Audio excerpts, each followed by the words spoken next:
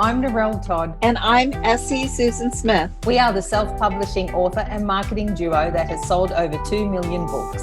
But we didn't start out knowing how to sell books. Fast forward past many failed promotions and a lot of lessons learned, you will see how we went from self-publishing newbies to hitting the New York Times bestsellers list and making the USA Today bestsellers list 19 times and counting. We created the Get My Book Out There podcast to give you simple yet effective marketing strategies to increase readership and book sales, so you know what to do, when to do it, and how to do it, as well as some tips for staying mentally and physically well. Let's get started.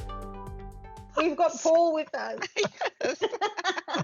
So Paul, introduce yourself. Go for it. Okay, hi, I'm Paul Heitsch. I'm an audiobook narrator, and I've done a lot of books with Essie Smith. She's my favorite client. And I narrate her books as David Brenin. That's a pseudonym that I use for romance. I'm just delighted to be here. I was going to mention he's done most of the books as David, but he's also done a few as Paul because he's done my YA book on my desk series. So very proud of those series. Thanks. Me too.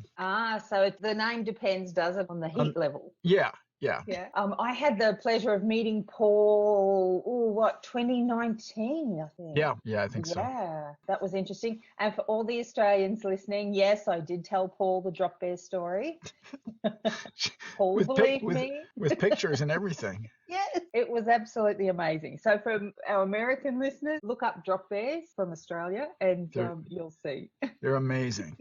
They're just amazing, amazing creatures. And as I tell Paul, we only tell people we like the Drop Bear story. So he's in with the Australian crowd. So we wanted to talk to Paul today, obviously, about narrating books and audiobooks. And as authors, the things that we need to think about when you're thinking of getting your book translated into audio. What's the inside tips from a person who actually does this? And before we go on, Paul, I was in a training session with Paul, and I think it was at lunch or something. Paul started speaking Australian back to me because he likes accents. So of course I had to give him a hard time about that. But he was saying that there's actually a training thingy that he can go to, and you can download accents so he can listen to them and get, I guess, all the words and how we say things. How was that? You learnt the Australian accent recently. Australian. And then after that book, I had another book where there were several passages where there were Russians speaking, and one of the main characters was French.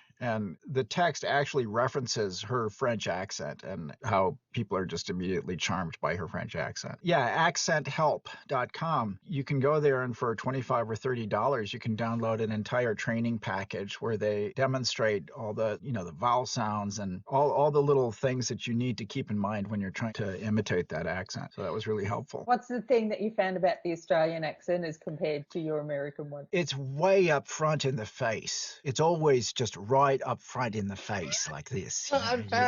You just gotta get everything almost up into the tip of your nose, and just also the long O sound. There's an R in there somewhere and a W, like an OW. So it's like, oh, I know. So I practiced that over and over and over and over again until I could just sort of say it. When I'm doing an accent, I still have to do several takes of any line of dialogue before I get it to where I feel like, okay, I can live with that, and then go on to the next line of dialogue. My brother, who's lived in the States maybe about 20 years or so now, we just mock him incessantly because he actually draws his R's out. So we'd say colour. He says colour.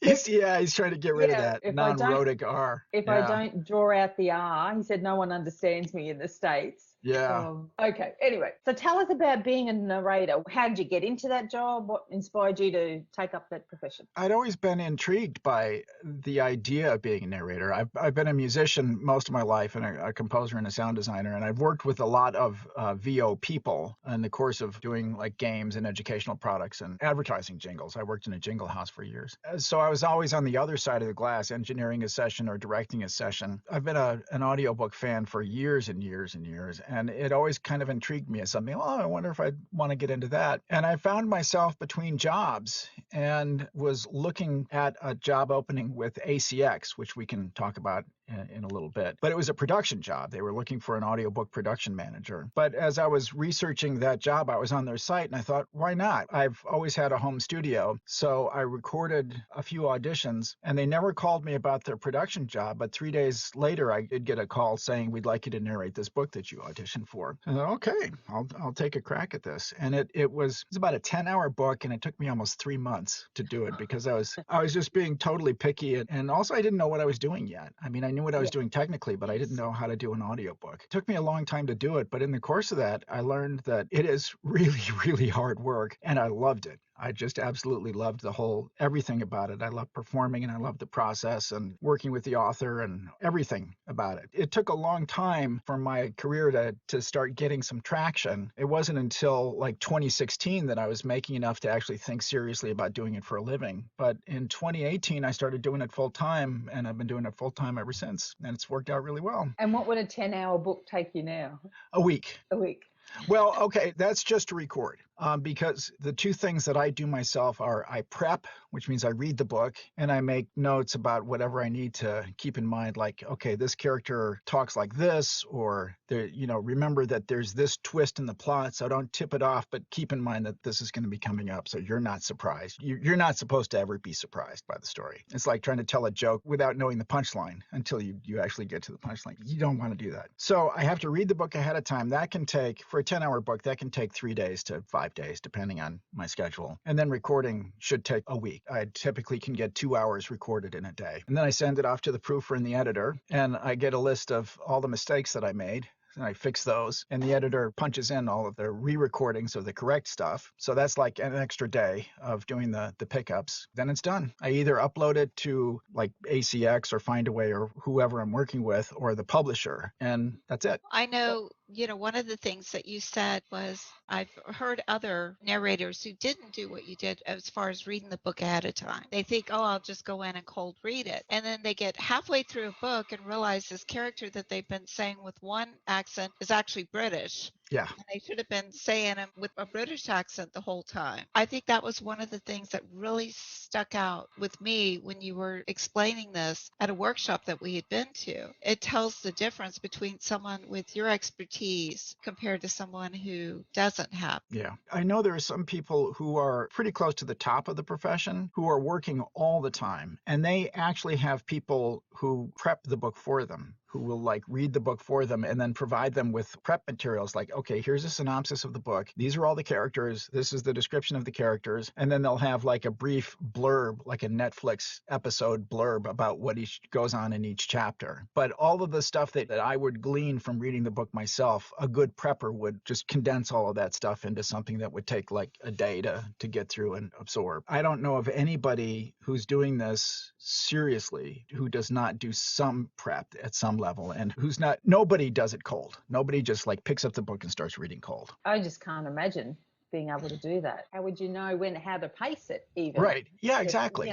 Exactly. You to know the story and tell it like it's your own. Yeah. Even as an author, trying to read my own story, it was funny because I've had quite a few of my readers ask me, why don't you narrate your own books? And I'm like, because I would kill myself before the end of the first day. It literally, I sat down and I spent about 3 hours trying to read one paragraph with not messing up on any of the words, the right pacing, the right performance, the way you do it, where you could tell the dialogue, the narration, or the description, and just making each character sound different. I couldn't make it hardly through a sentence without making a mistake and having to re-record it. And then you have to think of how to use all of the equipment, because it's not just sitting in front of a computer with the microphone. You have to have the right microphone. You have to have a computer that can handle it. You have to understand all of the software that goes into it. And I'm thinking, oh, heck, I'll leave this to the professional.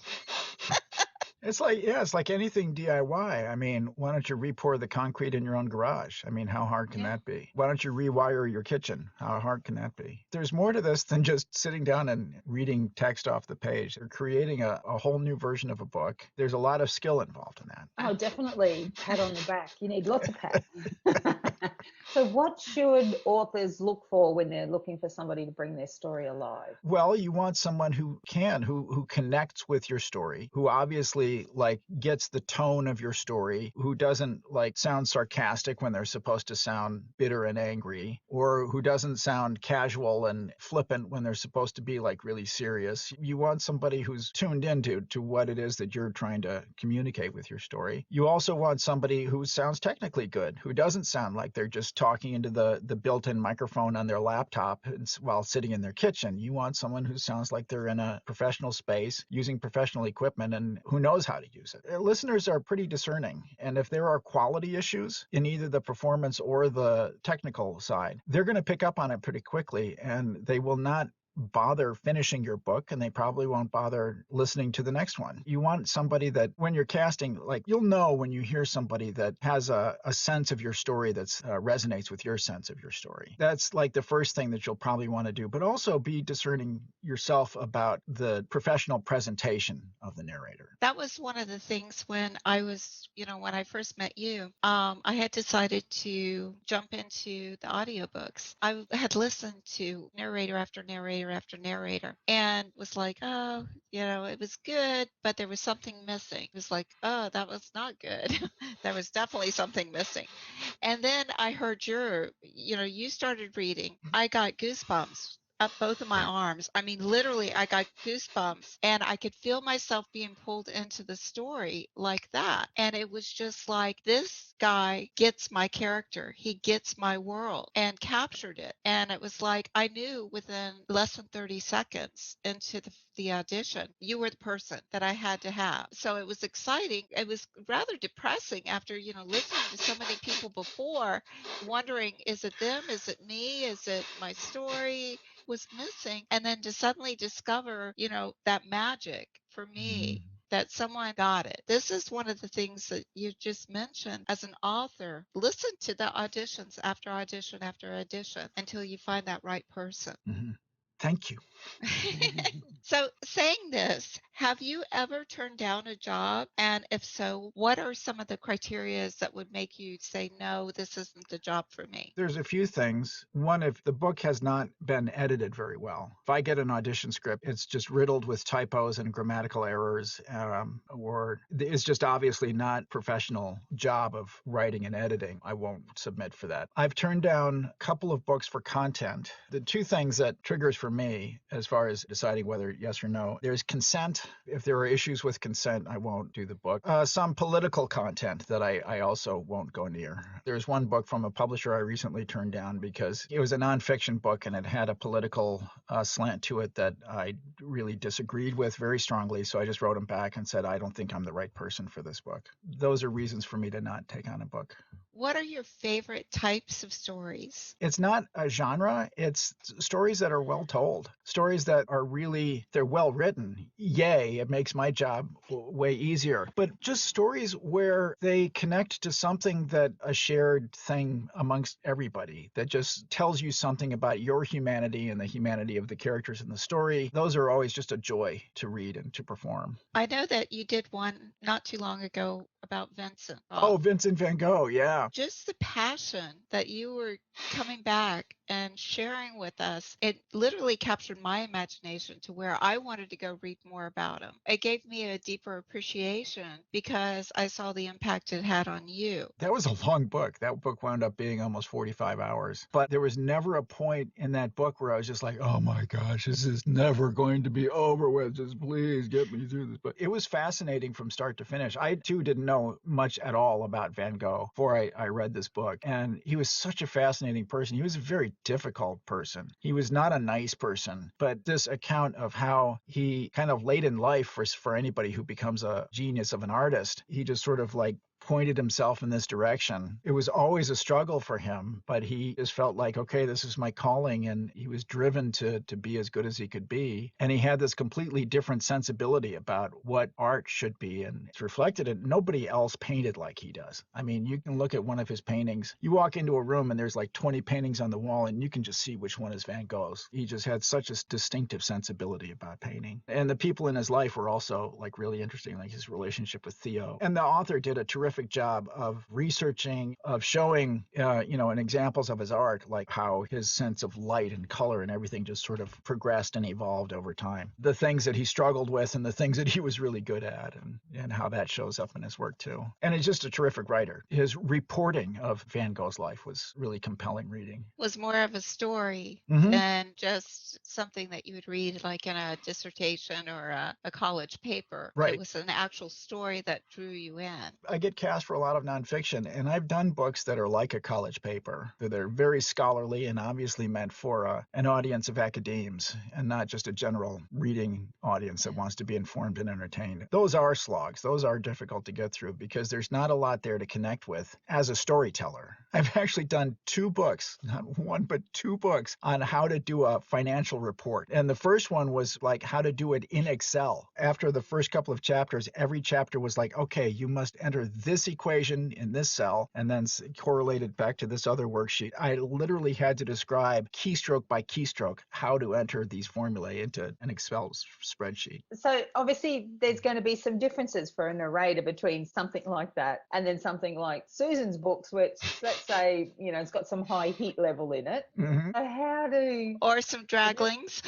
Yeah. Yeah, well, even the way the Dragonlings speak is, like as little kids. Yes. Thank merciful God they're getting older now. Yes.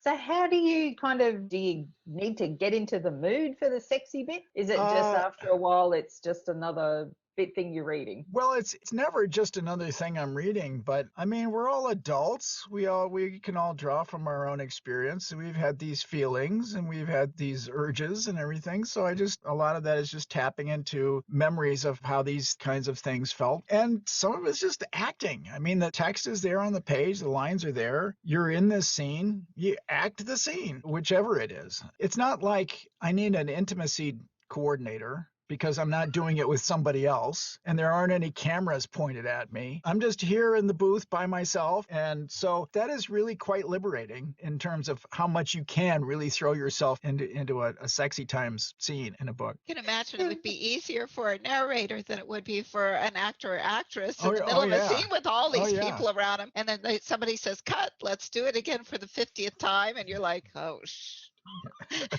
That's like reading one of the erotica books where they have sex every other page. Yeah. Whenever I've spoken to romance authors, they're always like, it's so embarrassing the first couple of times when I'm working with a new narrator. They get to the sexy part and so it's interesting to get the other side of that. Yeah. There's no need for anyone to be embarrassed. Nope. I think one of my favorite stories is from a reader. She was taking her 3 elderly aunts. They were all in their 70s and 80s shopping. And she forgot that she had left one of my audiobooks on that she was listening to. And so she's like listening to it. And then it got to the sexy bit. And she's like, oh my God, here's my 3 elderly aunts. And she went to turn it off. And they're like, no. This is the best part. We're fine. Let it play. And she was just like, I can't believe it. All And right. she says, and they wanted to listen to it on the way home too. Sounds like you might have made 3 more sales there. Yeah. That's when you know it's a job well done. Yes. When the elderly aunts are like, oh yeah. So let's say an author has made the decision that they're going to do their own narration for whatever reason. What's a tip that you can give them, and say one piece of equipment they absolutely must? I'll start with the equipment. You need a dedicated mic. And some people are able to use like a USB mic, like an AT2020 or just a decent USB mic to record themselves in. One of the top narrators working right now is Andy Arndt, and she did her first several dozen books using a Rode Podcaster microphone. The equipment, it's important to not use terrible equipment. You can not have to invest more than a few $100s in a microphone and an interface and some software to have a good enough sound going into the computer. Where you really need to invest is in the space. You cannot record just in any room in your house. You cannot record someplace where there's a lot of ambient noise, where you can hear the neighbor's lawnmower or the other neighbor's dog barking or jets going overhead or cars driving by outside. You have to have a very controlled space in terms of being soundproof. I am in a soundproof booth in my basement, which is surrounded on 3 sides by dirt because the house is built into the side of a hill. So I don't have to worry about my neighbors. But our son is living with us, and he's 6 feet 6 inches tall. So I do have to work around his schedule, because when he's walking around the house, it doesn't matter how well built your booth is. Something that got that kind of percussive bassy sound is going to get into your sound. The space is really important. Also, it has to be acoustically neutral. In other words, there can't be any kind of echo. Like your bathroom obviously is a really echoey space, or your kitchen is usually a really echoey space, or a lot of hard surfaces. I'm just going to like show you my booth. This is all like acoustic foam in here. Okay. So this is all the foam, the stuff that I've got up on the walls and behind me. And that's to absorb all the reflections. And so what that does is it completely negates the dimensions and the materials of the room. In other words, you can't tell what kind of a room I'm in, because there's no reflections to tell you that. So that's the kind of space you need to be in. And it has to be quiet, and it has to have a lot of absorption. I will say a lot of people are able to do quite well in a closet. They can set themselves up in a closet and just leave the clothes hanging in the closet. They take up a lot of space, but man, they do a great job of absorbing reflection. Like I said, you can start out with a decent mic that's not terribly expensive. And if you're in a quiet enough neighborhood, or you have the patience and the will to work around ambient sounds that happen occasionally, you can get a professional sounding product out of a closet. Now, as far as tips, the first thing I would say is just be aware this is a lot of work. I mean, I can't tell you how many times people have said, I love reading to my kids, and my kids tell me that they really enjoy, me reading to them. I said, okay, tell your kids that you're going to read to them every night for 4 hours at a time, and you're going to sit in the closet while you're doing it. And every time you make a mistake, you're going to stop and start the sentence over again. If they don't like the voices you're using, they can yell at you and say, no, you're reading that wrong. And do that for like a couple of weeks, and then come back and tell me how much you like reading to your kids. And it requires a lot of mental focus. You have to read accurately. There's no point in this process where you can coast, because as soon as you go to automatic pilot and you're not engaged with the story anymore, it's going to come out in your performance, and people are going to notice. Listeners are going to notice, because you're taking them out of the story with you. So you have to be like really laser focused the whole time that you're doing this work. It's tiring. I come out of the booth at like 5:30 or so and go upstairs, and I just have to like lie down in a quiet room for a while and sort of let my head settle back down, because I've just been doing this mental work all day. And your voice as well. I'm sure it has to take a toll on your voice. Yep. I've had to learn how to take care of my voice, how to hydrate, when it's time to rest my voice. It's why I have a target of 2 hours every day. 2 hours is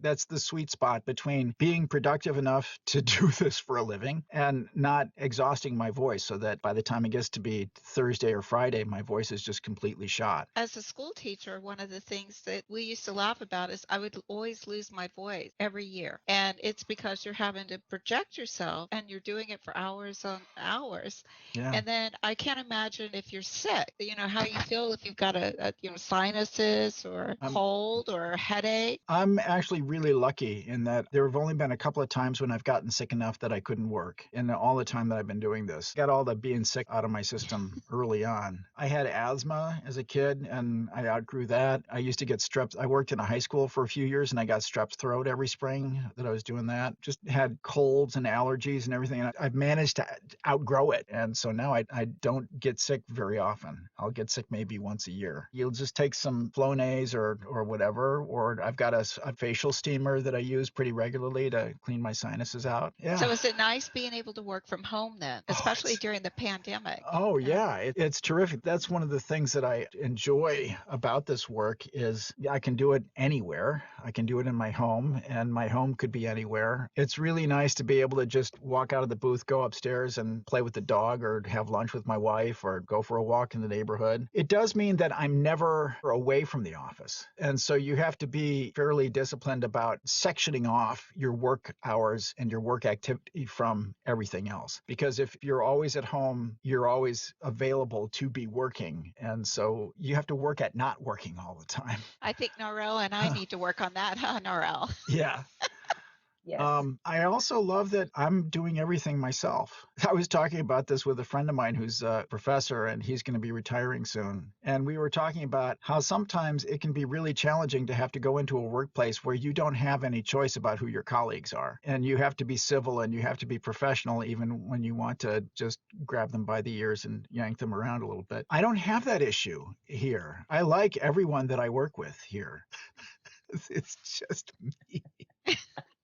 I like my boss. I like my assistants. I like everybody. It's engineer, the narrator, engineer, director. Yeah, we all get along swimmingly. So is there anything else that you would like to share with authors who are thinking about either narrating their own book or who are interested in, for example, hiring you? Again, if you're thinking about narrating your own book, just think about it long and hard, because the temptation is to think, well, nobody's going to know my story as well as I do. And the truth of that seems so obvious that you wouldn't even think that there's an argument from the other side. But what I always think is, well, okay, you know your story, but you're not the one reading your story. You're not the one experiencing your story. So every one of your readers who has read your book, they've got their own idea of what these characters sound like, who they are and what they sound like. Every single one of them has their own idea. So you've got your idea, and of course it's yours. You own it. It's your story, but you have no control over how other people experience your story. So be willing to just let go of that idea that you're the only person who knows what your story should sound like, because you're the only person who knows what it should sound like to you. But you can't tell every single one of your readers, no, your impression of these characters is wrong. This is how it's supposed to be. I mean, if you're not, you need to be a good actor. So be honest with yourself about how good of an actor you are, how good of a storyteller you are. People don't want to be read to. They want to be experiencing the story. They want to be immersed in the story. Well, I think for me, one of the hardest parts would be reading the sexy bits without bursting out laughing. Yeah, because for me, I'd be, I can write it and I'm in the scene when I'm writing it. But then if I were to go back and I were to actually try to do it, I would be like laughing my butt off, and it'd be like, oh yeah, that was really sexy.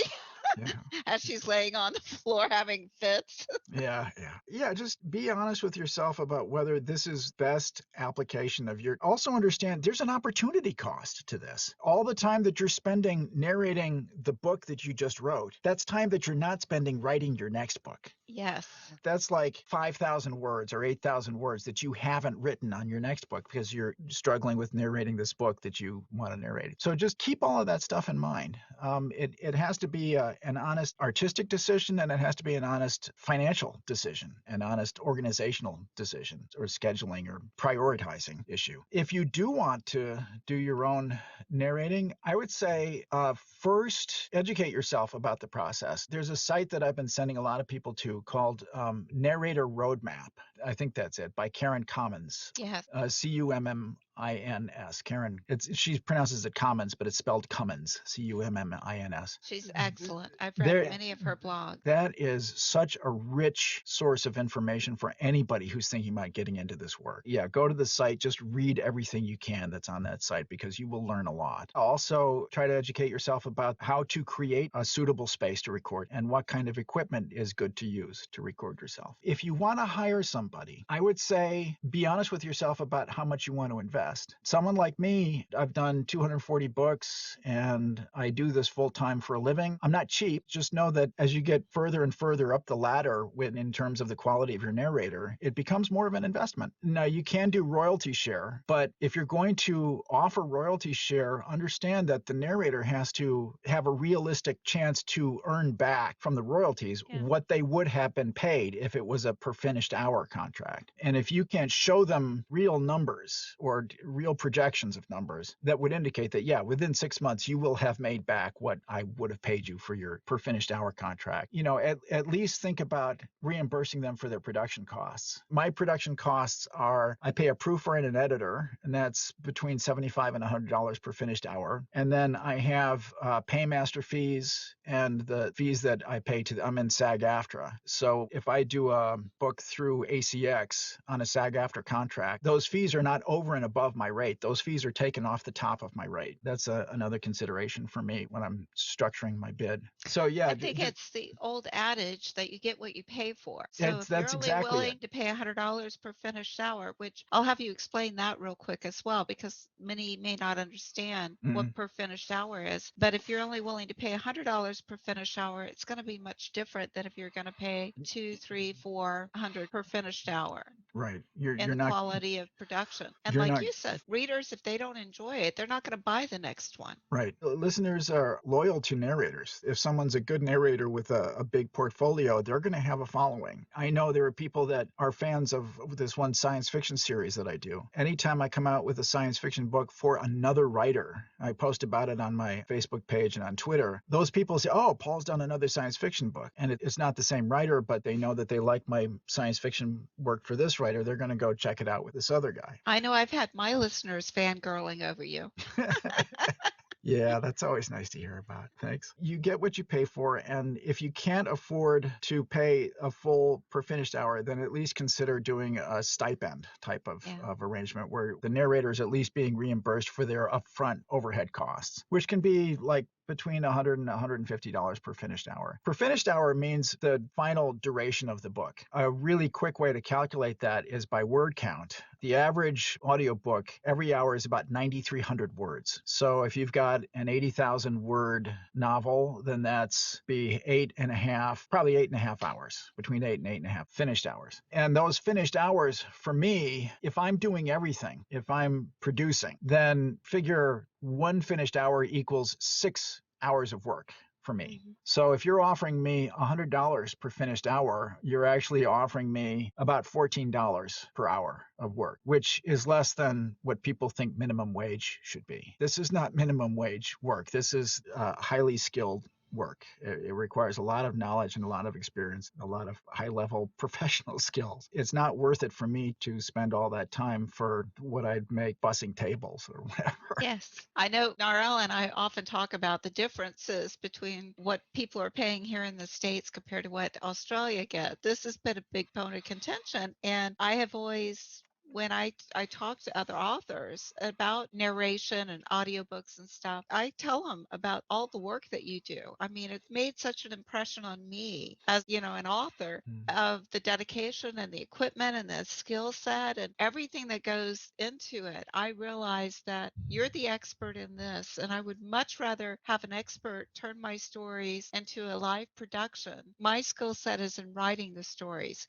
Your skill set is in narrating them and bringing them to life. And Paul made a perfect point around, as an author, you're a business owner, you need to be focused on what's going to bring in your income. And that's writing more books. And that's where you need to then be mindful about bringing in experts in the various areas to help support you with your core business, which is writing a book. It's not actually narrating for the book. I noticed that she dropped that R. Did you?